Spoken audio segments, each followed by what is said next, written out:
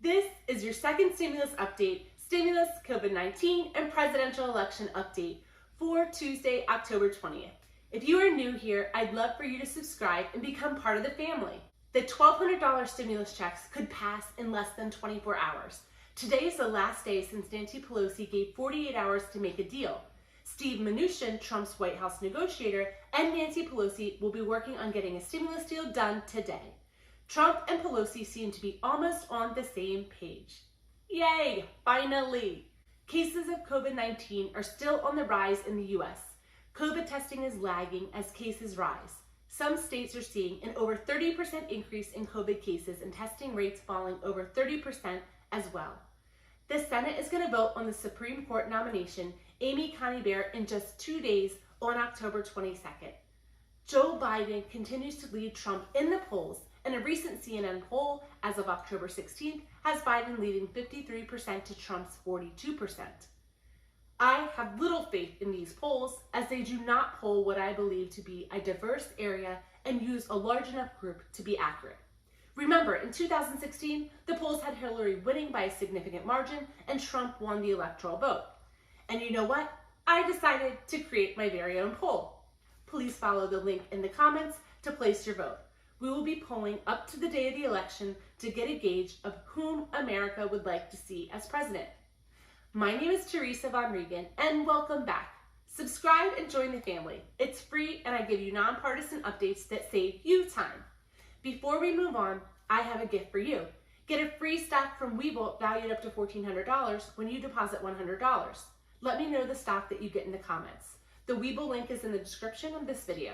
Speaker of the House Nancy Pelosi and Treasury Secretary Steve Mnuchin made progress on their stimulus negotiations yesterday. Nancy said, "I am optimistic that we can reach an agreement before the election." Nancy highlighted several areas of difference, including a national testing strategy and state and local government relief. She also discussed the tax credit expansion, child care provisions, and support for the U.S. Census as areas of disagreement. My opinion is Pelosi and Trump need the stimulus. Both are up for election, and this would help both of them have more favor in their elections. Biden is leading in the polls by double digits, and Nancy Pelosi's election challenger, Shahid Buttar, attorney and activist, is calling her insufficiently progressive. Buttar has called for a debate with Pelosi, and she does not respond. Pelosi has not debated an opponent since her first race for Congress in 1987. Passing stimulus now should be a priority for Trump and Pelosi because who knows if the House will remain Democrat majority after the election, and who knows who will be president. The two stimulus bills being negotiated and discussed are the $2.2 trillion CARES Act 2.0, check out the details of the bill here, and the newest bill from the White House, which is now a $1.88 trillion proposal. Originally, this bill was $1.8 trillion, and to learn more about that White House proposed stimulus bill, check out this video. There are still a few differences that need to be ironed out in the stimulus bills for both parties to come to an agreement. To learn what the big differences are, check out this video. Last week at the town hall on Thursday night, Trump said he is ready to sign a big, beautiful stimulus.